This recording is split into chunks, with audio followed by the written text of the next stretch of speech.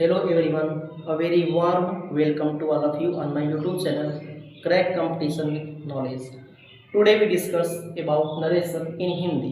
आज हम सीखेंगे नरेशन को आसान भाषा और सरल भाषा हिंदी में कि कैसे हम डायरेक्ट स्पीच को इनडायरेक्ट स्पीच में बदलेंगे।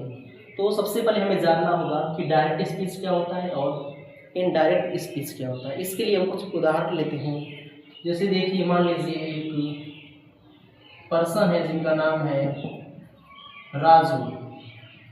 ये है राजू और इसी प्रकार एक और है जिनका नाम है सोनाली। एक है राजू और एक है सोनाली। जो ये राजू है इनका पेट हमेशा खराब रहता है, इनको कोई बात पचती नहीं है।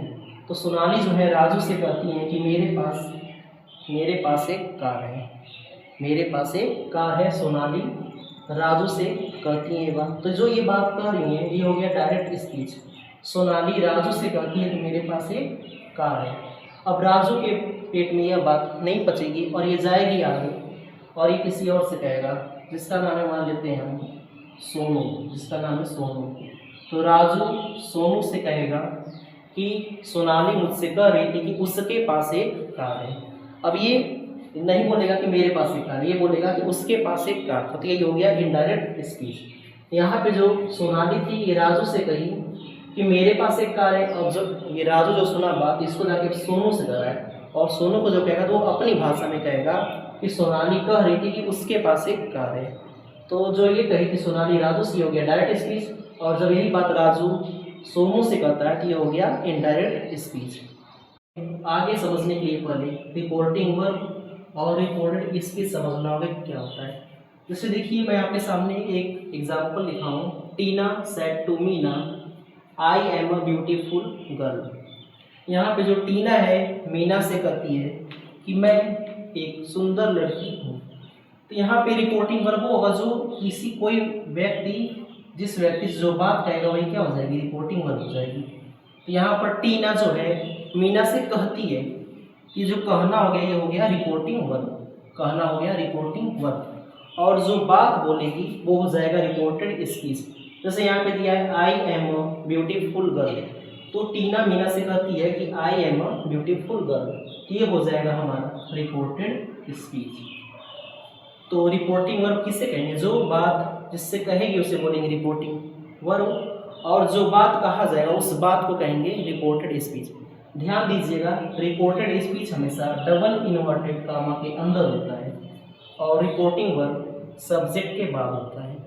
इसको बोलेंगे रिपोर्टिंग वर्ब और इसको बोलेंगे रिपोर्टेड स्पीच। अब इसके बाद हमें बस ये ध्यान देना होगा, अगर सैड के बाद ऑब्जेक्ट है, अगर सैड के बाद ऑब्जेक्ट है तो हम सैड को बदल देंगे टोल्ड में, सैड को चेंज करेंगे टोल्ड में जब सैड के बाद ऑब्जेक्ट रहेगा।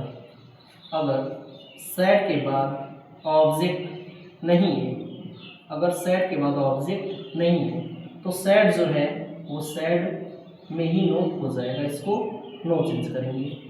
जब सैड के बाद ऑब्जेक्ट रहेगा तो टोल्ड में, और जब सैड के बाद ऑब्जेक्ट नहीं रहेगा तो उसे बदलेंगे सैड में।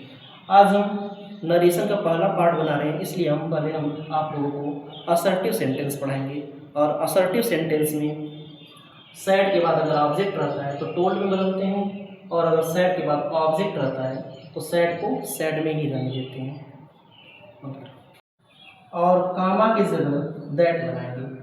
हम पढ़ रहे हैं असर्टिव सेंटेंस, और असर्टिव सेंटेंस में अगर सैड के बाद ऑब्जेक्ट रहेगा तो इसको बदलेंगे टोल्ड में, और अगर सैड के बाद ऑब्जेक्ट नहीं है तो सैड हमारा उसी में रहेगा।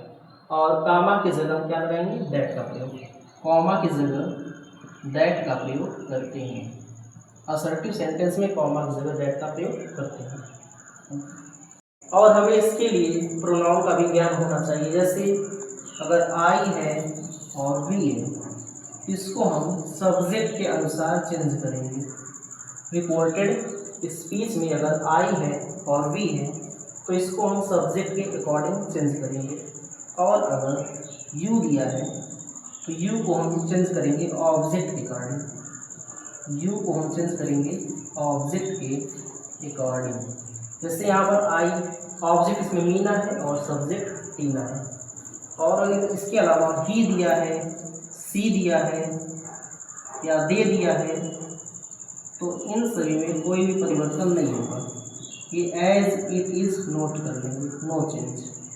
अगर रिपोर्टेड स्पीच में ही है, सी है या दे है, इसमें कोई भी चेंजिंग नहीं होगा।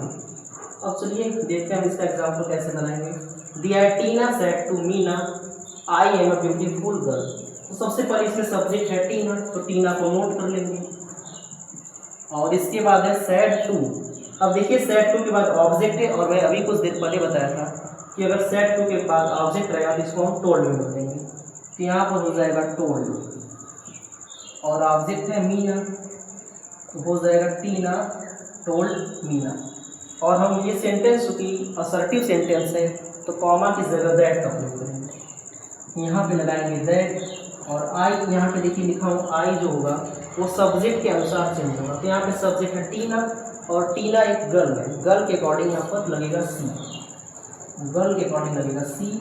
और एम जो है, एम कन्वर्ट होगा वाज में, और इसके बाद सेम नोट कर लेंगे नीचे, अ ब्यूटीफुल गर्ल। ये हो जाएगा इस डायरेक्ट स्पीच का, ये हो जाएगा इनडायरेक्ट स्पीच। डायरेक्ट स्पीच था Tina said to Meena I am a beautiful girl, इसका इनडायरेक्ट हो जाएगा Tina told Meena that she was a beautiful girl. तो आइए हम कुछ एग्जांपल्स करते हैं।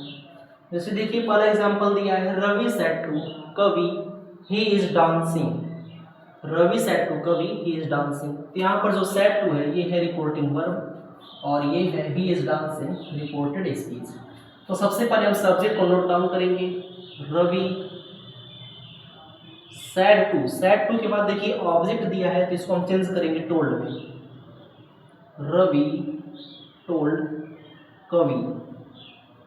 और ये जो है सेंटेंस असर्टिव है, आज हम पार्ट 1 पढ़ रहे हैं और असर्टिव सेंटेंस पढ़ रहे हैं, इसलिए कॉमा की जगह आज यहाँ पे दैट लगेगा। और अभी मैं बताया था कि अगर यहाँ पर ही आता है, सी आता है या दे आता है तो उसमें नो चेंज होगा। तो यहाँ पर ही है तो इसको इसी प्रकार नोट कर लेंगे, और इस जो है चेंज होगा वाज में, तो हो जाएगा he was dancing, he was dancing. इसका इनडायरेक्ट बन जाएगा Ravi told Kavi that he was dancing, Ravi told Kavi that he was dancing. इसी प्रकार दूसरा एग्जांपल दिया है, Tanu said to Rohit I am reading. इसको नीचे लिखेंगे, तनु सब्जेक्ट है तो इसको नोट डाउन कर लेंगे। सेड टू के बाद ऑब्जेक्ट है तो सेड टू को बदलेंगे टोल्ड में, और इसके बाद ऑब्जेक्ट है रोहित, और कामा की जगह प्रयोग करेंगे दैट का। आई चेंज होता है सब्जेक्ट के अकॉर्डिंग, और सब्जेक्ट है तनु, तनु एक गर्ल है, उसके अकॉर्डिंग यहाँ पर लगेगा सी। और एम चेंज होगा वाज में, और यहाँ पर हो जाएगा रीडिंग, नोट डाउन हो जाएगा। तो बनेगा Tanu told Rohit that she was reading. अगला एग्जांपल है, Dravid said to Preeta you are looking gorgeous.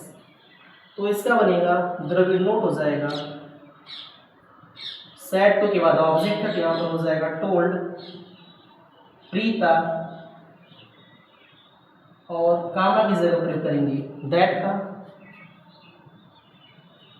You according to object के चेंज होगा, तो यहाँ पे ऑब्जेक्ट है प्रीता, इसलिए यहाँ पर लग जाएगा सी। आर चेंज होगा वाज में, हो जाएगा आगे लुकिंग गॉर्जियस, आगे हो जाएगा लुकिंग गॉर्जियस। तो देखिए बन जाएगा इसका, Dravid told Preeta that she was looking gorgeous. तो आज हमने नरेशन का असर्टिव सेंटेंस सीखा है, कैसे नरेशन में डायरेक्ट स्पीच को इनडायरेक्ट स्पीच में चेंज करते हैं। इसके आगे का हम नेक्स्ट पार्ट में सीखेंगे। अगर आप लोगों को ये वीडियो समझ में आया हो और अच्छा लगा हो तो वीडियो को लाइक करें और चैनल को सब्सक्राइब करें, और हम आगे मिलेंगे नेक्स्ट पार्ट में।